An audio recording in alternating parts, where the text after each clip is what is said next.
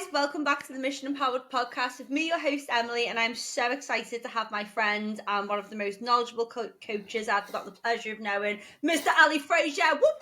Woo-hoo! Thank you very much. That's a nice introduction. Yeah. So, bit of context, me and Ali always talk before podcasts and say really good shit. So he's literally we've been on this call less than a minute, and I was like, don't say anything, I'm going to press record. So for those of you that don't know, me and Ali are going to have a little chat that you can just listen to, and then today's podcast is actually going to be really straight to the point, which is exactly what we are. And it's going to be so useful for anyone who's trying to get results and struggling with mindset, or maybe just needs a little bit of tough love. If you didn't like the tough love approach, you would not be listening to this podcast, so you're going to enjoy it. That's a good intro. How are you, mate? Are you okay? I'm sound. You know, I've actually got a really good question on this podcast as well. Someone asked me in the question box, and it's like completely out there. Yeah, a complete question I did not think I'd get. It's really good one, so I'll ask that later. It put you on the spot a little bit. No, fine. Love that. Yeah. Are you having a nice day? Yeah, mate, it's been sound. I've just been finishing off my seminar that I'm teaching on the 12th of May. Just pretty much just putting the final touches to that, because when it comes to seminars, you don't just want to talk, do you? You want it to be applicable, you want it to be fun. So it's like trying to find a fine balance of giving you guys the knowledge to train your glutes, hamstrings, quads as efficiently as possible, but also have a good time doing it. So just making a few tweaks on that. Done check-ins this morning, went for a walk. It's rest day today, so might go to the Trafford Centre. So it's only 20 minutes. It's only 20. Oh, I don't do shopping, mate. Just a change of scenery. But it's only like 20 minutes from us. Oh, nice. Okay. Yeah, lovely. How about yourself? Yeah, no, good. I was talking to Ollie this morning about my training at the moment. Like, I am really loving moving my body. Obviously, 18 weeks pregnant. But I feel like for me, because my intensities had to come down, I feel like I'm enjoying training most days because I'm not training like, do you know, like super pushing. You can't do that. Doing CrossFit, it's not like I'm pushing to the point of exertion. So at the moment, I'm probably having like one full rest day a week, but like I've started my running up like a little, only up to like 4K, but I'm just enjoying moving. So this morning I went and trained Paul, and then I do the cross trainer. I never do the cross trainer, but I'm just enjoying it, and I'm making the most of it, because I feel like I feel like when it comes to third trimester, energy, I'm going to get bigger, energy might be less. So I just think I'm just going to run with it now and just see how I get on. It's that thing though, isn't it? It's like when you've been doing this for a long period of time, you're quite in tune with your own body. It's like in one of my checking feedbacks this morning, we were talking about 50-50 and taking reps to failure. Now what I'm going to say is you've got to train fucking hard enough first. So what I'm going to say is you have to be able to push the levels of intensity. But for me, do you know, like heavy, say, squatting movements, pressing movements, hip hinge movements, them 50-50 reps just aren't worth it. Like the amount of fatigue that's going to accumulate, again, you have to train hard enough first. The amount of fatigue that's going to accumulate, not just for that given session, but the sessions that are going to correspond after that, it's just not worth it. And then obviously within them 50-50 reps, which are highly skilled demand. So like, let's think of it, let's even transfer this over to CrossFit. So like you're doing a clean and jerk. That rep that it's a bit like, I'm not too sure about this one. Think about how much movement you've got to put within that. You're fatigued. You're mentally fatigued because you're getting tired. You're stabilising joints, stabilising muscles around them joints are going to be fatigued as well. It's like, is it really worth going for it? For the amount of fatigue that's going to accumulate? And I think this is where training needs to advance in a lot of people's programming when people train hard enough to actually learn that going to failure for more technical movements isn't probably wise. On a leg extension, a bicep curl, knock yourself out. When you say 50-50 rep, what do you mean? Yeah. Okay, so do you know when you finish a rep? Yeah. And you're going, this next one, I'm not sure I'm going to be able to get that one. So you might be able to get it, but it's going to be a grinder. Now, also, when we're going to go for a grinder rep as well, it's very, very easy for our body to deviate and make the path of resistance a little bit easier. So we make the exercise easier because our body doesn't want to be in points of stress and in pain. Yeah. So we will change the exercise to some degree to make us mechanically more advantageous. So it's like, if we're going to do that anyway, you're not loading the muscle how you should be doing it anyway. And then obviously it heightens the chance of getting injured. And the whole point is execution shit that I teach is like, just don't get fucking hurt. Yeah. Like, if you get hurt, you can't train. So it's like, if you stay fit and healthy, you can train. You can keep training, and that's how you're going to get results, because we know consistency is what gets results. So I'm assuming we're going to go into these fucking yo-yo diets and all this kind of shit Yes. later on. But Well, I've got my little notes written down. That I feel cool. like that was a nice intro to like us. For anyone who hasn't listened to mine and Ali, Ollie, fucking hell.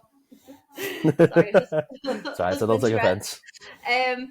For mine, how many have we done? 2 podcasts previously, or We've just done the 2 or one? 3. 2 or 3? Yeah, we have, Yeah. haven't we? So Ali's been on the podcast like the last year or the year before, or maybe both. But just anyone who is a new listener and is like, "Who the fuck is this Ali?" He's great. You're Thank you. great. And me and Ali have been friends for, I think it's coming up to 5 years. Did we It say? was lockdown, wasn't it? When we Yeah, started going walks around Darrow Park. yeah. So Ali was teaching education on a mentorship that I was Yeah, yeah. on, and I was like, I need to be friends with this guy. So this is one of my things in life. Like anyone that you ever meet and you think, actually, I want to be like them or I want to be in the circle, don't be afraid to ask them to go for a coffee, because I'm pretty sure Yeah. that's what I did. Full disclosure, I was absolutely with Ollie at this time as well. I wasn't like definitely trying to hit on him or anything. I just remember thinking, you are my vibe. You are so clever. Like you are literally like the person I want to be. Thank you. So yeah, we just started going for walks and coffees, and we've been like friends ever since, haven't we? Yeah, Really? yeah.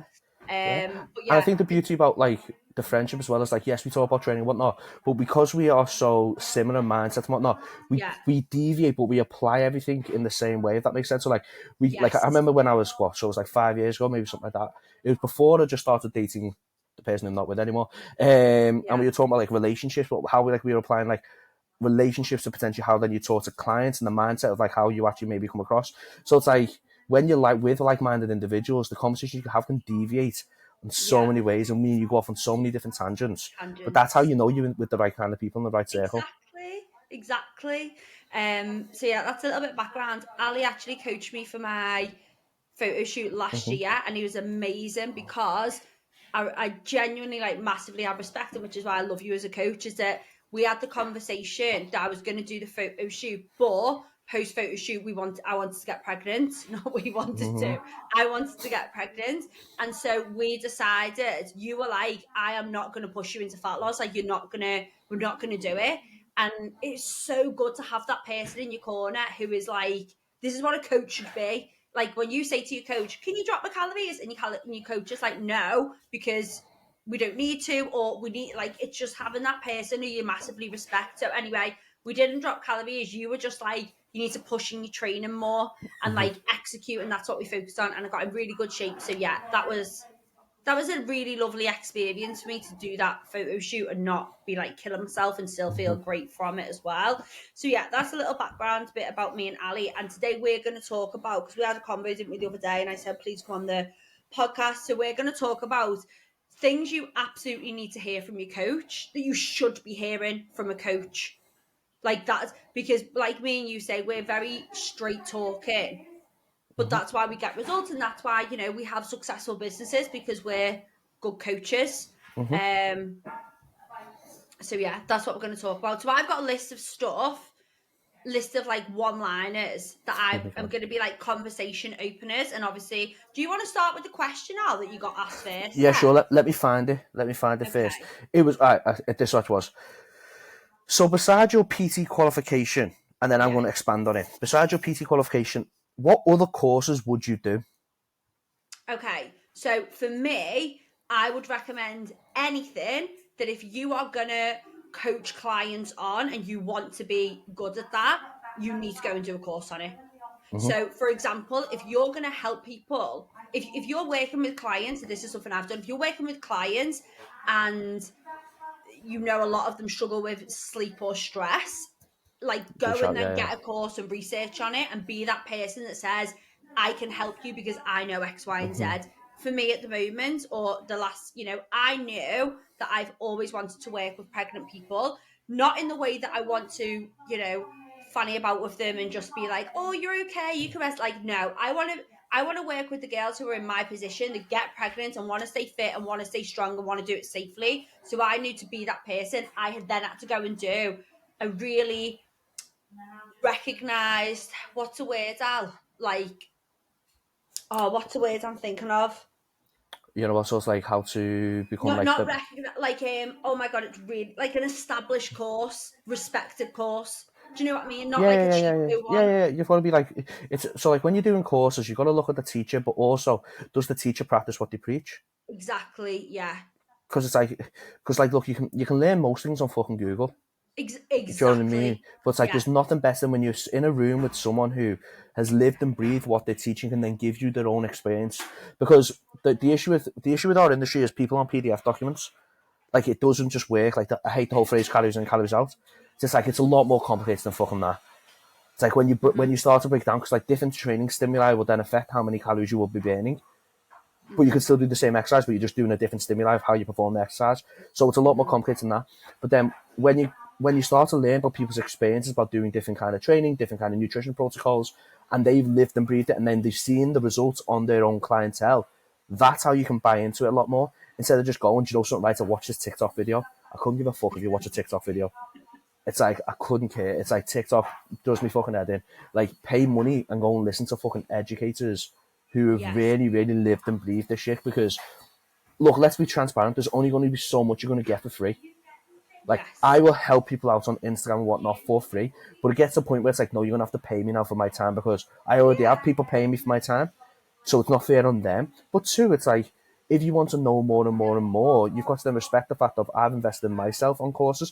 The people who I've learned off invest in themselves on courses. Yes. So you can't get this for free. So there's only so much you can get for free. That's with YouTube videos and all that. And there's some great people who, like my coach Cuba, for example, who gives awesome free information on his own training. But if I want to delve into him deep about the mechanics of how he sets up his pull workout or how he does anything on a deeper level, you pay for his fucking time. Because he Yeah. would have paid for that knowledge. Exactly. It's not just paying, like I say, like I when I did my the Empowered Live event a couple of weeks ago, I people were shocked because I basically tallied up how much I'd spent over the It's years. scary, isn't it? Yeah, and I was like, it isn't like it's in the tens of thousands of pounds, not a couple of hundred quid, tens of thousands of pounds into my education, into other people, into other coaches, like everything. Plus the Uh, time that I've spent to educate, the 3 hours a day I put aside for 5 months to go and do this education. Well, that's costing me time as well. So yeah, I think that, like you said, everyone just wants like a PDF and stuff like that, but you need more than that. Like, you need and experience. Like, that's yeah, what people pay you for. It's like, people think they pay you for your time. It's like, no, not necessarily. They pay you for your experience. Like, what you've experienced. So, for example, like you love working with pregnant women. Your yeah, knowledge on pregnant women is going to be far greater than mine. Even though, like, say, for example, we both done the same course, I yeah, don't work with as many pregnant women as what you do. yeah. So it's like your experience, and you're going to be able to Experience. answer Yeah, certain questions that I've probably not come across, because the amount of women I've come across who might ask that question is going to be limited compared to you. So it's like people are paying you for your experience and your knowledge, if that makes it for what you actually can apply, and then quicker results because you have more experience. exactly. And just something to come up the other day that is literally about this subject. Is that the knowledge and time that we're talking about now? Is that I was talking to another coach, no names mentioned on this, that was pre and postnatal qualified. What do you call them, by the way? Pre and post. Oh, well, then what these? Yeah. I don't know. Just I like know it's weird. comment, like Bunnies, inverted no commas, anyway, inverted commas. Yeah. quotation marks, whatever. Pre and postnatal qualified. And we were talking about someone having a low lying placenta, which puts you at high risk when you're pregnant. You actually can't or are advised to against exercise. And we were talking about this conversation, and this other coach had no idea. She was like, "Oh, my client's just been diagnosed with low lying placenta. We need to change her exercise." And I was thinking, like, very blasé, and I was thinking that is such a red flag that actually you should be supporting your client in not exercising and other things around it, why she's under supervision of having scans and really being diagnosed with it. Now, that conversation probably did a 180 in like 60 seconds, but it goes to show that's because I've done my own research, got the qualification, and put time into You've done your learning due it. diligence. But someone else who is saying, "Oh, I've got to qualify," like, that's different, and that's why I don't have a problem with charging what I charge compared to some people, because I know it's worth it. Do you know what I mean? Yeah, 100%. And like a qualification's a qualification. Do you know what I mean? A piece of paper. How Yeah. can I put this? How can I put this without sounding like a dick? Sounds I've like not been it. to I've not been to university for physiotherapy, okay? And I know some fucking very, very good physios. Yeah. But your bog standard GP physio, Oh, I would put myself against them in regards to rehabilitation, because I might not have learned everything from a textbook on which what they have, but my real world application is probably a little bit more advanced as theirs, because I see it what? every single day. And it's like I said, and look, this is where I have to make sure I stay in my lane. I'm not qualified, so like I actually can't do what they can do, like Yes. legally, and that's where you've got to understand this. Where coaches are fucking stepping, like the amount of coaches say I help people with mental health, and it's like, where's your qualification? It's Yeah. like, oh, you can be there and you can listen and you can support, but you can't fucking help and diagnose. Like I go to my own fucking therapist for that shit. Do you know what I Yeah. mean? I can't imagine me going to fucking Cuba, mate. I'm having a fucking bad mental health day here, mate. I wouldn't even know what People to do, fucking and say. it's because as well, though, I think a lot of people have had maybe like bad experiences with, I don't Okay, know, like the thing with people with the thing mental with health stuff. coaches now doing more than what they should do is because you can argue that they are underqualified and they've been overwhelmed by so many numbers coming through that they feel like they need to keep a standard. So you should not be checking with your clients every day. No. No, it's like, look, your clients need autonomy. Now, look, by all means, like if a client's like, I've got a client coming up to stage in 7 weeks, 7 and a bit weeks. I've got a couple of clients doing photo shoots. Yes. When time gets closer to the day, we will be speaking on the daily, Like on my the client hour. photo shoot Yeah, last week, yeah, yeah, they got you're checked in like speaking. every day. Boom, boom, Just boom. are you okay? Yeah, yeah. Even now, a couple of days after, how are you getting on? How Mm-hmm. you get like yes, because it's a There's big thing. times and place. But if your client's just going through a general fat loss protocol, right, and you're going to them, how are you today? They're going to go fuck off and leave me alone. Mm. It's like, or they're going to be so demanding on you checking in with them every day. If you miss up for one day, like you just forget to message them, and then they might not be adherent now because they're relying on you keeping on checking them. You're Yeah, not yeah, giving them yeah, clients autonomy. And that's the yeah. most important thing. Like, I don't want my clients to fucking want to come to me anymore. I want them to come to me because they want. Sorry, I don't want my clients to need to come to me anymore. I want them to stay with me Yes. because they want to keep learning, etc. But Yeah, yeah, the yeah. whole point is me is to teach the clients through the protocol. Okay, Yeah. this is why we're doing this. This is why we're doing this. This is why you need to work on your stress a little bit more because this will then inhibit other factors. It's like the coaching process should be an educational process. But if I'm going to you, how are you today? And you're like, Ali, I'm fine. I was fine yesterday. Right, I've done my check-ins this morning. I've had a coffee. I've walked the dog. I still feel like twatting people from time to time. 100%. Like I would hate, for me, and you will know this as a client, Mm-hmm. like me being your client as well. Like you message me, how are you today? Just probably either not getting a reply or a Mm-hmm. reply that says I'm fine. Yeah, it's Like and also there's unless you know you should be meshing. But I don't know. Say for example, like they've been feeling sick. Like, do you know what I yes, mean? Like, or it's they're like, and you go, injured, "How are you or today?" Yeah, how are you today? Like, that's a genuine message. Like, you actually genuinely asking. If you just send one, "How are you?" It's like it's so ingenuous. Do you know what I yeah, mean? Like, there's nothing there. Like, you're not asking anything specific. It's like you're sort of just checking up on them, but you can't really check up on them, but you can't really be arsed checking up on them, but you feel like you have to check up on them. It's like, and this is, but I think this is where business coaches and certain business coaches should say, I've potentially put a lot of pressure on these young coaches coming up now, thinking you need to check in with clients every day. You need to have this. You need to have this. It's like, what the fuck did we do 5 years ago when we didn't have all yeah, this before COVID?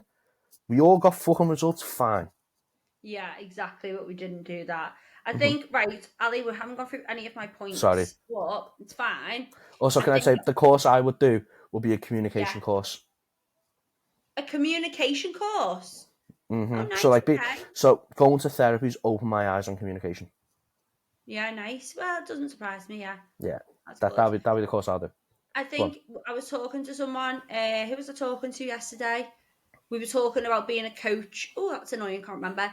And about literally knowledge versus application. Mm-hmm. Is it some of the best coaches or not best coaches? Some of the most knowledgeable people would be terrible coaches because of their communication Yeah. level and Mm-hmm. how to apply that versus some of the best coaches maybe aren't the most knowledgeable, but they're fantastic coaches because they know how to communicate Mm-hmm. and they know how Mm-hmm. to apply. So Agreed. yeah, I would say for me, anything that you want to apply to your clients and want to say with conviction, go and learn it, go and Mm-hmm. do that I course love on that. it. Yeah, love it. But yeah, okay, so let's go into things that people need to hear, Go on. like straight port and things. Okay, and I think the first one we can actually say we pretty much just summarized actually in that convo is that like you need to do the work.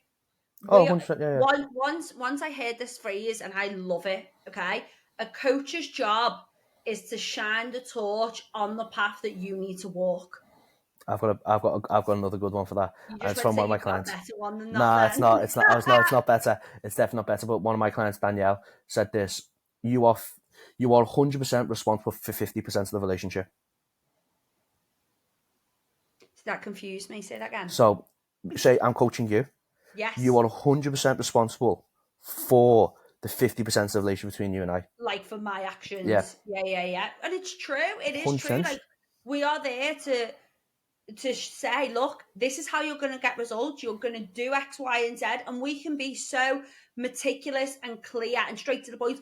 That's it. That's where our job as a coach is limited, because we then can't go and say, you need to do X, Y, and Z. This is how you do X, Y, and Z. We then can't go and do X, Y, Z. Yeah. That's where you've got to step up as a client. And I think that is probably, if you know, first and foremost, we're going to have people who are our clients listen to this, maybe people who just follow us on Instagram, maybe people who've never had a coach, maybe people who are listening going, I had a coach who checked in with me every single day, and then I left them and went back to square one. Well, there's your fucking problem. And that's why you shouldn't have a coach who checks in with you every day. It's not a badge of honor to say that you speak to your clients every day. In fact, it's being a crutch for your clients and not teaching them anything. But yeah, for me, one of the biggest things that people need to understand about coaching is that your coach has the expertise and has the experience and has the knowledge. They cannot be the action taker. That is your job, to be that action taker. I think also then a coach's responsibility is to set the expectations of the client.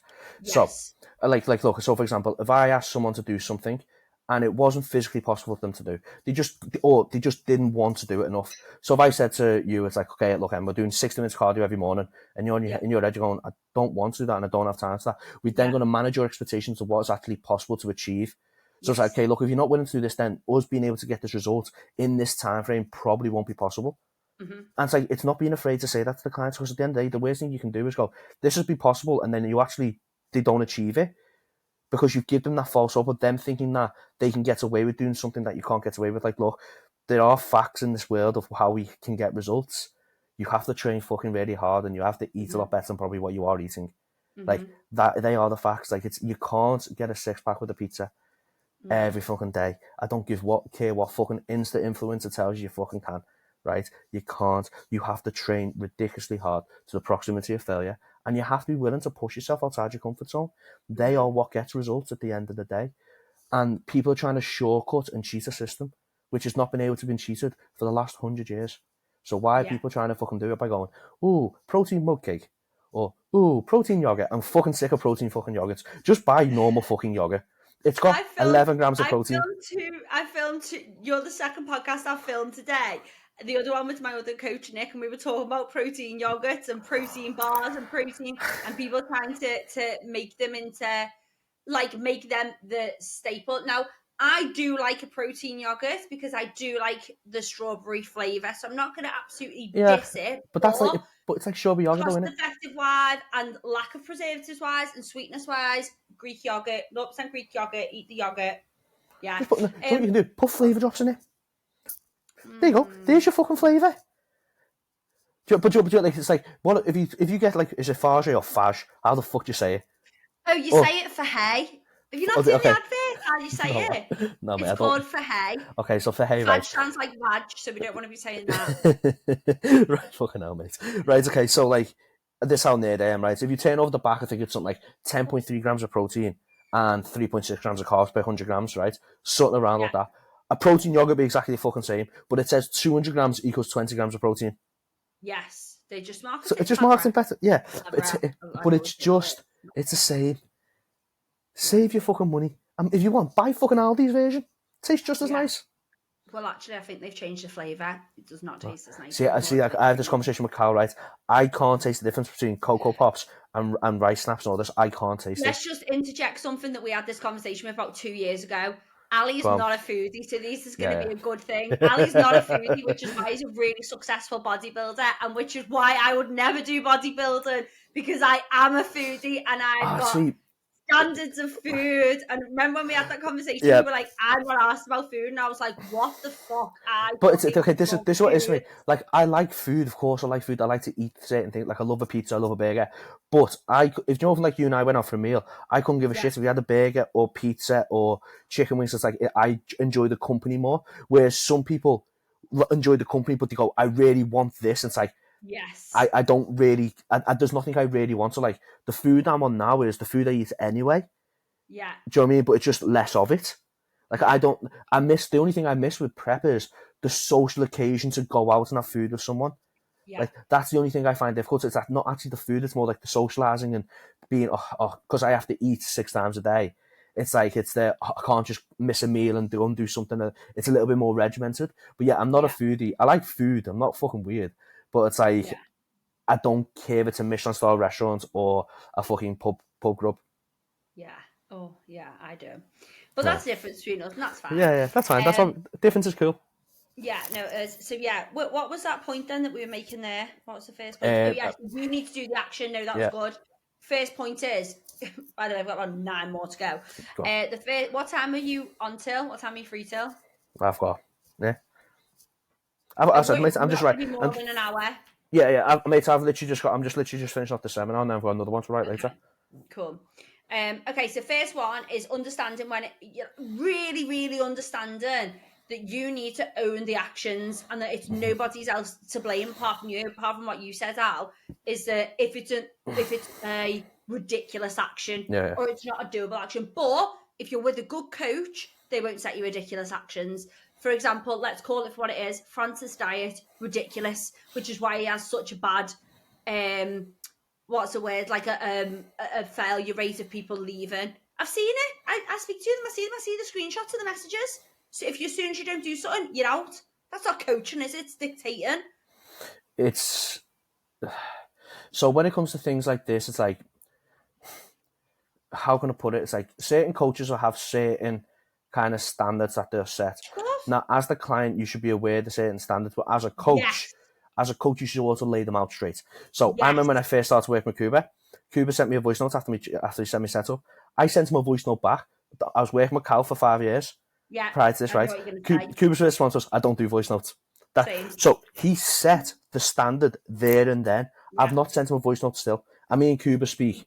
To be fair, we just do check-ins, but because we're a bit like we're both training nerds, we do speak from time to time on a week-to-week basis about that kind of thing. But I would, like, I'm going to go and stay there for probably a week around the other room and go and train with them for a week and all this kind of thing when my prep comes a little bit closer to date. I'm still not going to send him a voice note because I respect his boundaries. And I said, like, but Cal was a little bit, I'm going to say, softer in that regard. And like, he was a little bit more empathetic and he will let me send him a voice note if they're in there. So it's like, he's a different coach. So if you're someone who wants to voice note your coaches, probably Cuba's not the one for you. Yeah, like, exactly. And there's not a bad thing for coaches having certain standards isn't a bad thing if they want to eliminate the people they don't want to work with.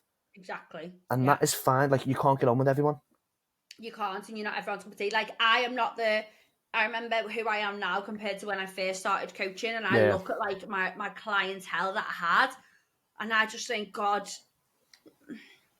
not that they were hard work, they won't listen to the podcast anyway, but I just feel like I was coaching people that I knew that were my type of people. So it wasn't surprising that they were hard work to get results because they were probably working with me and I wasn't the right coach because actually I don't do silver spoon feeding or spoon feeding, whatever it's called. Do you know what I mean? It's not how I work. If I work with a coach, I don't want that. And if I'm working with clients, I don't give them that. Like, I will give them everything, but not that because they don't need it, like we said before. Yeah. Okay, the next thing I've got written down now for my point is if you want to get results, you absolutely need to commit to it and it's a priority in your life. It's not a second option. It's not a like a B road and everything else stays the same and it comes on because that's not how you're going to get results. And I think something we spoke about last week was I said to you, when coaches put transformations on and we say the time frame of this transformation was 4, 5, 6 months, and it's amazing and it's gobstopping. It's like, oh my gosh. And then people sign up to you or inquire and they're like, I want this transformation. You have got to be prepared that for that 6 months, that client that got that transformation, their coaching was a priority. It wasn't what's the opposite to priority? Not a priority. Okay. It wasn't not a priority. Yeah. Like it really was. And that doesn't mean saying no to everything, sitting and twiddling your thumbs. It just means everything else that comes your way, your first response is, okay, how do I work my coaching into this? Like, Yes. that's what I mean when I say like a priority. It's not, you can't do X, Y, and Z, but it means that anything that comes up, you think, how am I going to make this work? Yeah, I couldn't agree more. And I think so like I done a post about this sort of this morning in regards to like what's your why. So it's like people come to you for a result, don't they? And like whatever the result is, it's relevant to them. But if people come to you go, I want to lose a few pounds, it's like fuck off. It's like what? But like it's like be a little more specific. Okay, I want to lose £20. Okay, why is £20 specific to you? What's with the number 20? And you delve, and this is where coaching goes to another level. Like you delve in, you find their why. And I always use this example when I was one-to-one PTing. A client who I still coach now comes to me and goes, I just want to lose weight. And we had a conversation. Long story short, he wants to lose weight because he wants to play football with his lad when he's older. That was his why. So whenever he didn't stick to something, fucking press that button. That's right. Yeah. Fucking, and that's where when people say about priorities, it's like, because you said before, like you don't have to give up things. You fucking will. Some things you will have to fucking give up. Like if you're doing, I've got that down. What have I got? Well, I've got some stuff written down. But you will have to give things up. You will have to make sacrifice because the habits that you've got installed now is not taking you to where you want to be. And changing habits is hard work, and this is where I think people need to get an understanding. This is a very, very hard transaction. It's a very, very hard transition, sorry, to be able to do in regards to going from one lifestyle to another. It's not easy. That's why a lot of people can't do it. And when I was on the plane going to Malta last week, it's like, honestly, the plane was so unhealthy. Like, and I know, like, we are an extreme to some degree, okay, but we had this woman in front of us coughing her lungs out. She was a bigger girl, and she just looked unhealthy. She struggled to walk, etc. Do you know what she fucking ordered? 3 Cokes. And in my head, I was thinking, you fucking don't need 3 Cokes. You need Diet Cokes and a treadmill. And I know that might sound fucking harsh, but when we're looking at, like, the health input, like, for her to be able to change from what she's so used to doing, that's not a 6-week thing. No. That is a long process, and it's a long coaching process and educating process because she's built habits into her life for whatever reason that may be, and she will have to change them. And as a coach, you can't be naive to this either. You can't, if you want to work with people who have really got bad health lifestyle choices, you've got to be patient. And it's like you can't then set your own expectations on them, and that's not fair on the client then either. So this way it swings around about when it comes to expectation management. It's like, what can I expect of this client, and what's actually possible for this client, and what would the result be of this client? Because they're not, because they're not going to be like, look, I said she fucking nailed 3 Cokes. Yeah. Fucking just knocked them back like nothing. Do you know what I mean? It's like I was like this fucking trying to get some sleep because it's like 6 o'clock in the morning. Yeah. And here he is, just knocking the can back, and it was just like, I'm like, look, it's nothing against this woman. Don't know if she might be a lovely person, but as I said, for someone who is of that extreme, it's going to take time. And she will have to give up Coke. She can swap it for fucking Diet Coke.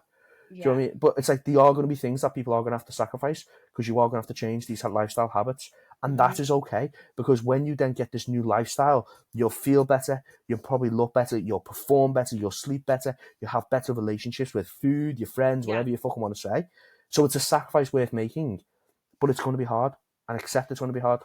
I always like the phrase with that though, when it comes to sacrifice, is that it's like I like to use the word compromise, because I do feel like when people say sacrifice, it's like a dead end of I'm giving up that with no reward, when actually cool like that. You're giving up you're not sacrificing, you're compromising, because yes, you're giving up X, but your reward is going to be Y. Like you're gonna, like you just said, you're gonna feel better, you're gonna, achieve your goal long term. Short term, it might be hard, but you know what? Fucking life is hard sometimes. 100% love that. Yeah. So I do always try and say, when people say like I feel like I'm sacrificing, I'm saying, yeah, but you're also checking in, telling me you did that hike, you did that run, you feel better, your jeans fit better. That is what you're sacrificing bunny ears for, is to get that. And that is, if it's not worth it, then okay, you need to reevaluate what your goals are. But when is it not never worth it? Do you know what I mean? It is. 100%, yeah, So 100%. yeah, I think committing, making it a priority, getting your head on board that you are going to have to compromise, because like you said, what you are doing now is making you unhappy. Therefore, of course, that's going to have to change. And I think I'm just going to smooth it into the next one that I've got written down, is you need to have higher standards of yourself, because the standards that you've got of yourself now are holding you back. So be prepared to start holding yourself to a higher standard. Start doing the shit that you say you're going to do, rather than saying, I'll start next week, I'll do this, oh, but it's okay. No. Start having higher standards of yourself. By Psycho-Cybernetics. Say that again. By Psycho-Cybernetics, it's called. It's a book. Well, okay. So, I okay, need like, to read that yeah, book. honestly, it's fucking cool. So, it talks about, like, the mindset and how, so long story short, I'm not going to bore this up, but this guy's a surgeon, or he's a plastic surgeon, sorry, and he was talking about people, like, they're going for a nose job, and because they've not changed the things that they believe internally, even when they change the nose, they still think they've got the bad nose. So when you're talking about here about like the mindset of things and setting higher standards for yourself, you've got to set the standard of who you want to be, and then action that standard of who you want to be. So I've got like a little saying in life in regards to, like, people got self-doubt and all this kind of shit. Yeah. It's like, write a list of what you are, like who you are as a person, because that list is factually correct. It's like, list of things that you've achieved, blah, blah, blah. Because when you've got self-doubt, that is just your mind trying to create a scenario that makes you self-doubt yourself. But if you've got facts to prove it, so let's take me in teaching. So, teaching and 12th, mate. Don't get me, mate. Sometimes I fucking look at me like, well, why the fuck do people listen to me? I'm a lad from fucking Liverpool. Like, I started teaching when I was 27, 28. I didn't want to start teaching until I was 35. I'm only 33 now. So it's like, sometimes it's like a bit of a pinch yourself moment kind of thing. But it's like, the lists are, I taught in London on the OT, the first London level up. I've done all these courses. I've had people feedback saying they've learned this and that. They're facts. So when I have these self-doubt moments, I look at that list and go, that's actually factually correct, because that's actually what's been achieved, not this shit I'm making up in my brain. Yeah. And again, it's setting these standards, but you can only set these standards when you actually do the fucking work. Yeah. And it's like, so you're saying, for like, setting standard, okay, I'm going to get up at 6 a.m. Get up at 6 a.m., just do it, and then do it again, and then do it again. Then you know you can get up at 6 a.m. So there's no excuse now not to get up at 6 a.m. because you know you can. Yeah. So, like, action the shit. Yeah. That's why I still now, honestly, we spoke about this, I still get a cold shower every day. Yeah. Every day. And it's for nothing more than I do not want to get a cold shower every day. So I'm going to get a cold shower every day, and I'm going to do it. Like, that is it. We spoke about this, didn't we? For no other health benefits of, like, it does this and it does that. That's not why I do it. I do it for mentally. It's hard, but I'll do it, and I'm doing it now. So yeah, having higher standards was one of the best things I ever did for myself. Is just, I don't know what book I read it in or heard it somewhere, but I was just like, if you want to do something, you are absolutely capable of doing it. That is what people need to sit in. No matter what excuse you come up with, it can always be beaten. Always. If you think you want to do it, it's doable. You just have to show up to do it. And when it comes to getting a physical transformation, your higher standards are, like what you said, are getting up in the morning, or I remember going for a walk, Ali, when I was prepping for my wedding, and it was 9:35 at night, and I had 5,000 steps to do. And I remember voice out in my mate saying, I've got 5,000 steps to do, and now it's 25 to 10, I need to do them. And I remember that point for me was a point that now helps me coach my clients when they say, I was on 8,000 steps, but then I had my tea and it was too late to go out, because I know I've done it. And I'm like, you've dropped your standards, because you're going to have standards and commitments to go out and do these little things, or say no to, my nan really wants me to have a piece of cake, so I ate it for my nan. No. Yeah, You love your nan. it's fucking You bullshit. don't need to eat the cake for her. And sometimes this can be harsh. People can be thinking, fucking hell, Emma, you're being harsh, but we're not. What we're doing is telling you what you need to hear, what a load of people in our industry have stopped saying. Right, okay, here's an example, right, okay. My sister got married in July last year. Yeah. Sometime like this. So China was in prep. She never ate the food. We all ate the food around her. Because she was in prep, she never touched the food. Yeah. Was that difficult for her? Fucking true, right? She looked strange because she never ate the food. We're all like this eating, but it's like her goal of what she wants to achieve was greater than that little meal. And this is where again, like you're not, as long as you are polite about it, and you go, look, if you let's use the nan, right? Okay, look, now I don't want this piece of cake. Like I'm trying to do this and trying to do this, and this is what I want to achieve. If your nan really loves you, and she respects your goals that you're trying to achieve, she'll okay, I understand that. If she tries to make you eat the cake, she's trying to make you eat the cake for her, not for you. Yeah. And that's the same with life. If people trying to make you drink, 100%. If people trying to make you go out for a drink, it's not because they want to see you pissed. It's the fact of they want you to be pissed. It'll make them feel better. Yeah, because people don't like seeing other people successful. There's a Jordan Peterson quote saying, "Be careful who you tell bad news to, but be even more careful who you tell good news to." Yeah. Because people who hear bad news will celebrate the fact that you're having bad news, and people who have good news want to bring down the good news. Yeah. That's how you know you got true friends or not.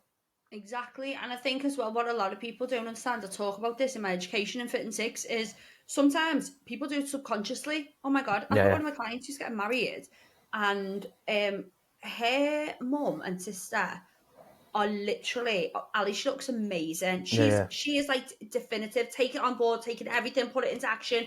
She's one of these people from January till now. It's like, wow. Okay. Perfect. But her mum and sister, so negative. You're not going to look healthy on your wedding day.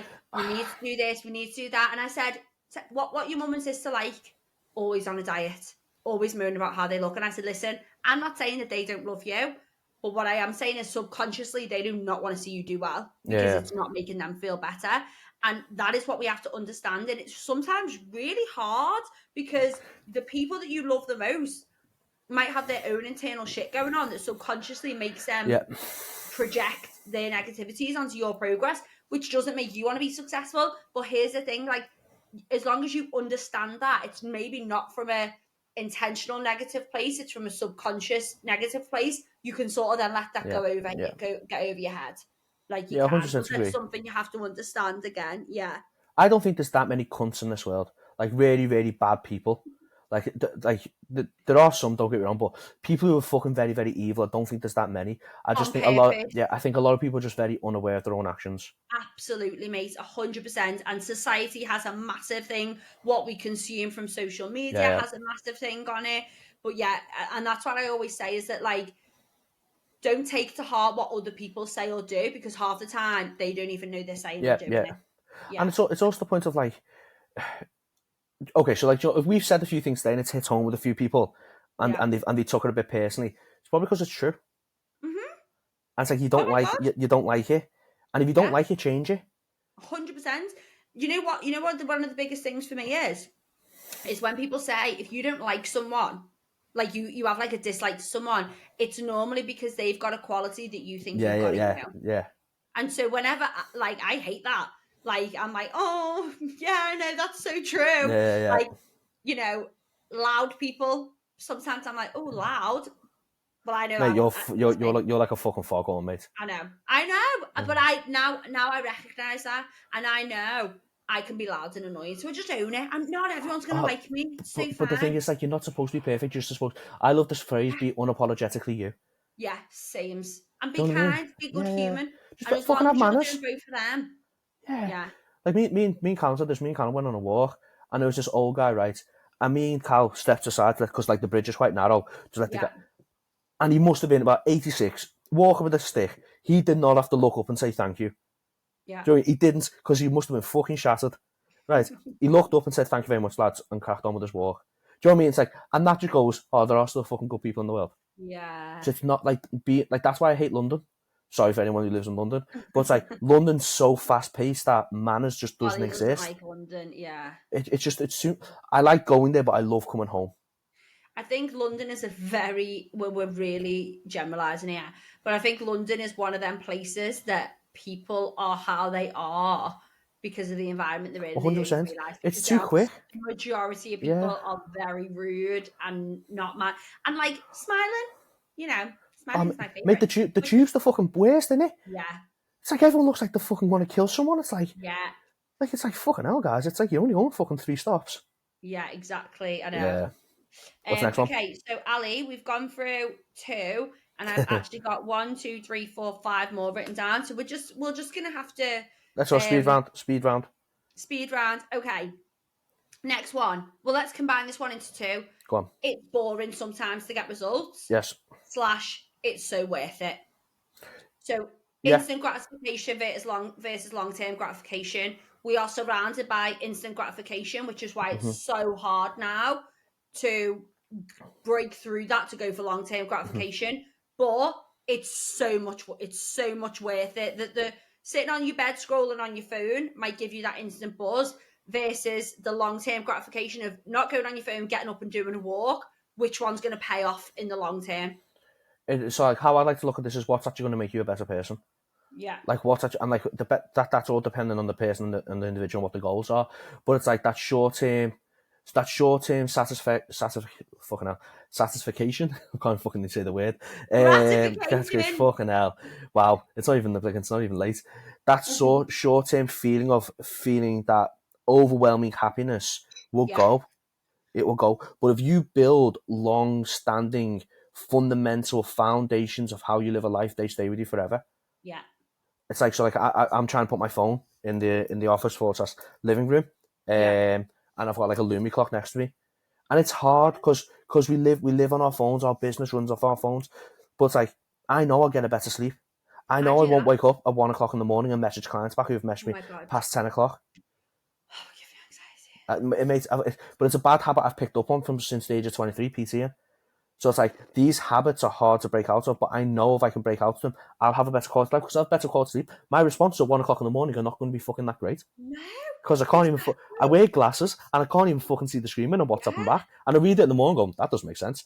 But anyway, it's like, do you know what I mean? It's like these things, that short-term sacrifice of me putting my phone away is going to give me, I'm building that habit on exchange from the habit I had last time. It's going to give me better results. Yeah. And it is boring. But like, life's okay to be boring because you know what's fucking worse? When your life is fucking chaotic. And your head's chaotic and your body's chaotic. Yeah, 100%. So understanding that you probably, if you're looking for results and you're looking for a coach, you're probably feeding yourself but you're probably feeding yourself mentally and physically with short-term gratification. That quick biscuit, oh, yummy. But long-term gratification, why aren't my jeans fitting? Yeah. You know? Yeah. Also, I'm such a hypocrite at the moment, but I'm allowed because I'm pregnant and love biscuits. You've got your own standards at the moment. But yeah, so just understanding that it will transfer across, like what we were saying. Not scrolling on your phone is going to equal the same as not eating the biscuit. 100%. Like it will, whatever you practice in one, it will come across in other areas as well. Anything else you want to add on that point, or should we go on to the next one? Next one. Okay. We covered this before. You're going to need to change who you are, but you'll be better than the version that you are when you started, and just understand that. We covered that, didn't we? Oh, okay. Let's just maybe finish on this one because I feel like it's a good one. How the fuck do we talk, by the way, for 50 minutes non-stop, me and you? Told you, mate, it's because we're good people.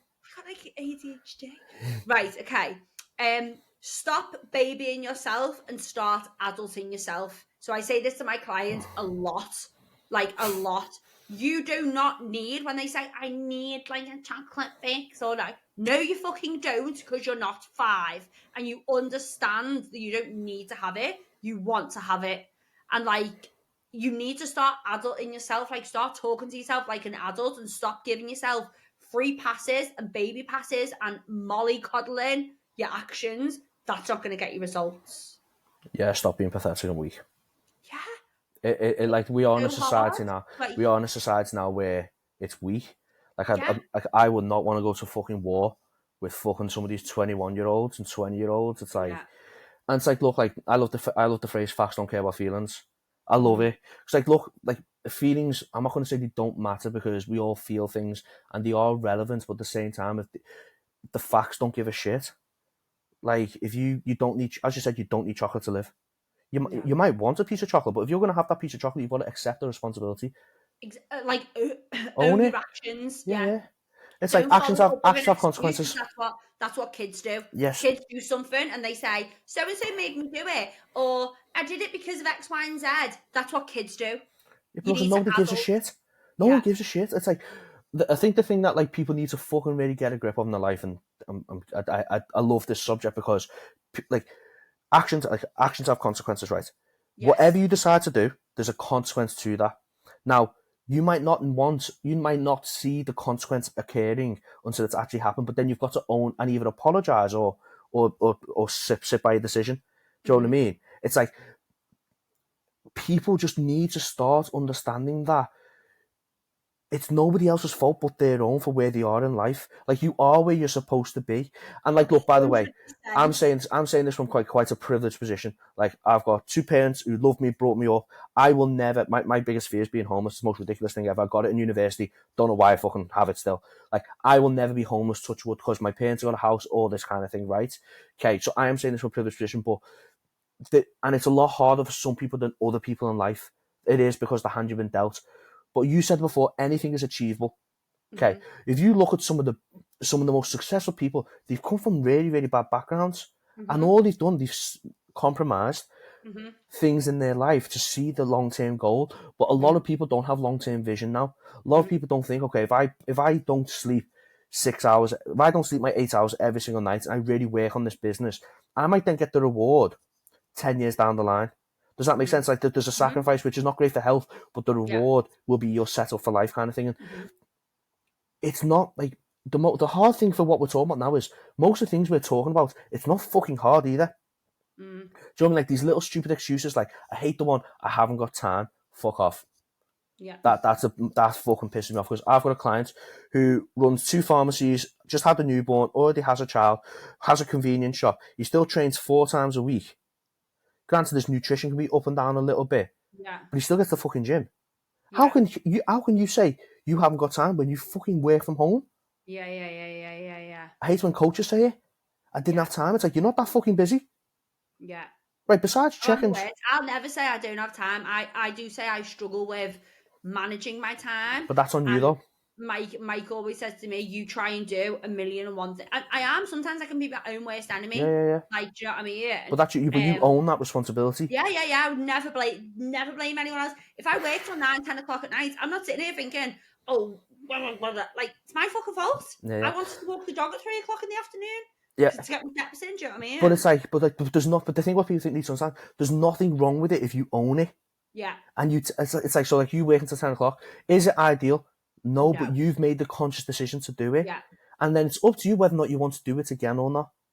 Yeah. But yeah, like, fucking, that's my biggest thing with this world right now, is like, people making excuses, people being so afraid, like, to speak how they want to speak and say what they want to say. Like, Instagram's horrendous now. It's like, people, because I coach quite a few coaches now, and coaches sometimes go to saying, I wanted to post this, but I was afraid of what other people think, or I was afraid of people calling me out. It's like, you should be posting for that one person.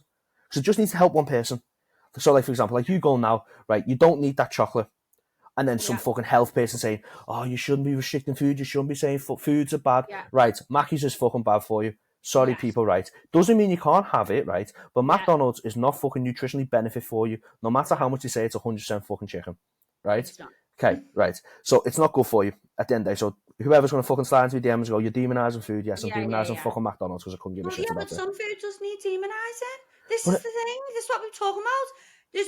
There's too many people fluffing up, and it's fucking up people's health because there are some foods that do need demonising because we're eating too much of them too frequently. Go into a supermarket. What's at the front of the store?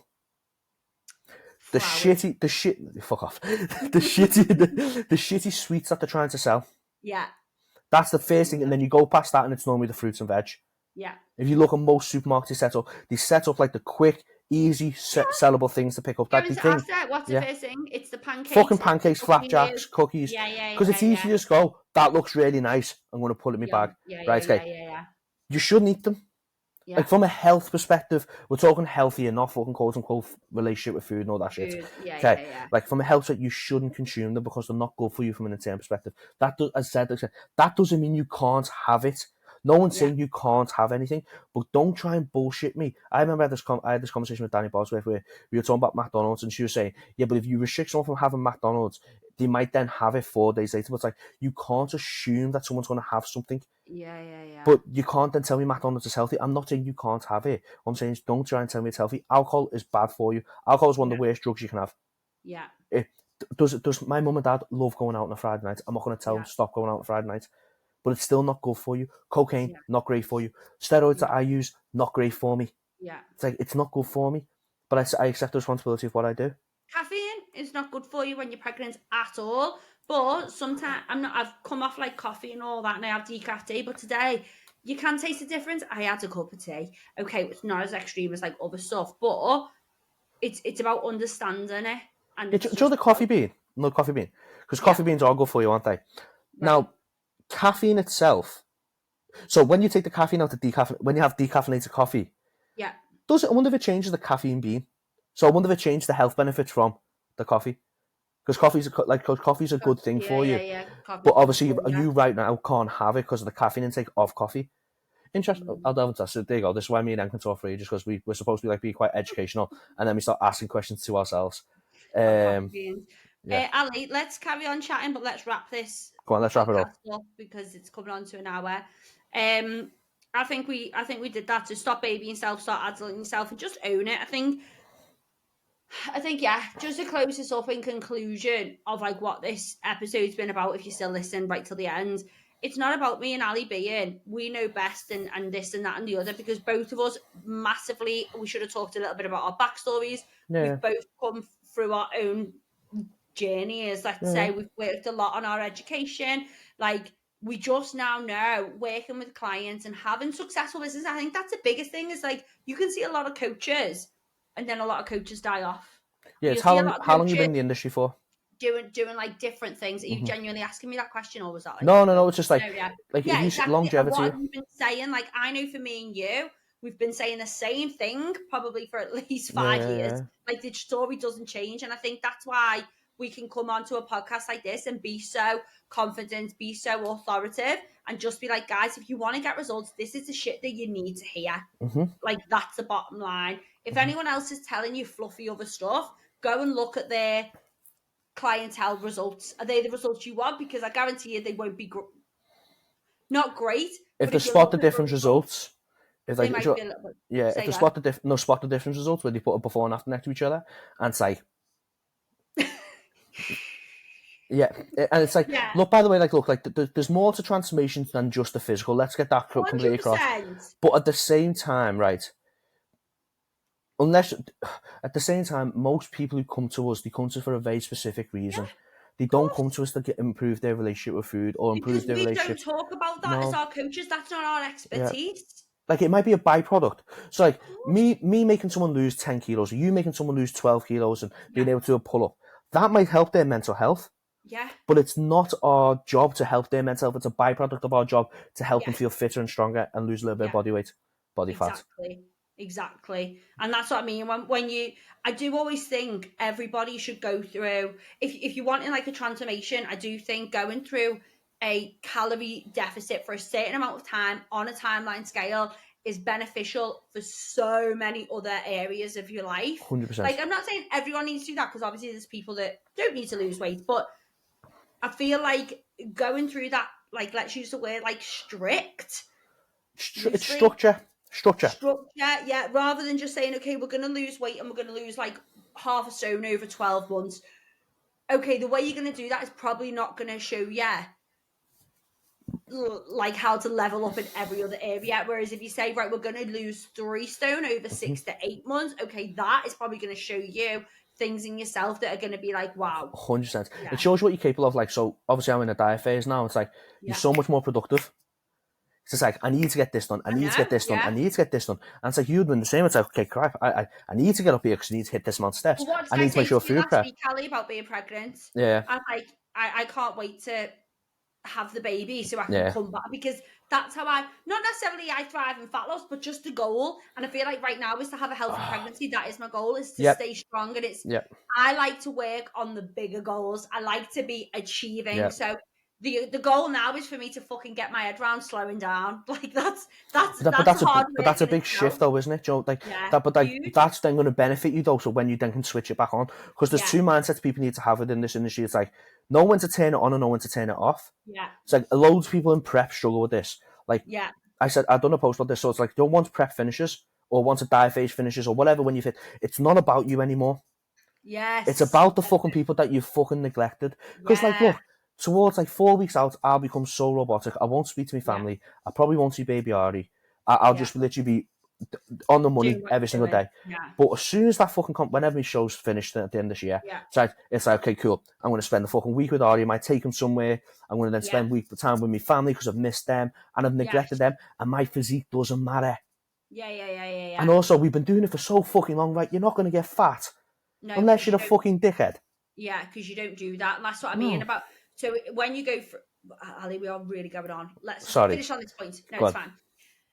When you go through everything we've just gone through, commitments, priorities, having higher standards, setting that timeline, so not being fuddy-duddy about when you do it. Set yourself a date. By this date, I'm going on holiday, I'm doing a photo shoot, whatever, and commit to that time, because after you've committed to them habits, to that behavior, when, like you said, Al, when you come out the other side of it and it's now not about you, it's about everyone else, then fundamentals do not change. You are not going to swap your lean source of meat and veg for a Mackey's every single day. You just won't do it because you'll feel better. So yes, you might be a little bit looser, but this is what people can't get their head around of, oh, I diet, but then I go back. Well, you didn't do it properly. You didn't do it long enough because you didn't learn anything. Yep. Nailed it. That's it. And as I said, coaching is supposed to be an educational process. Yeah, cool. You taking my photo? Yeah, that's the sense of it. I've already put one on Instagram. You look good. You look good. You like action movement. I tagged you. Cool.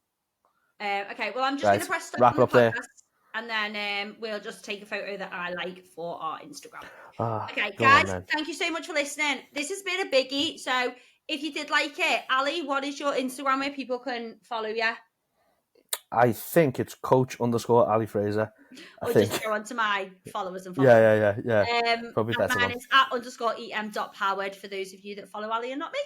And thank you so much for listening. I hope you found it beneficial. And as always, if you do have any feedback, please drop it over to me or Ali on Instagram, and we will see you next time. Ali, say bye. Thank you very much, and I appreciate you inviting me on. Bye-bye. No problem. Love you. Bye.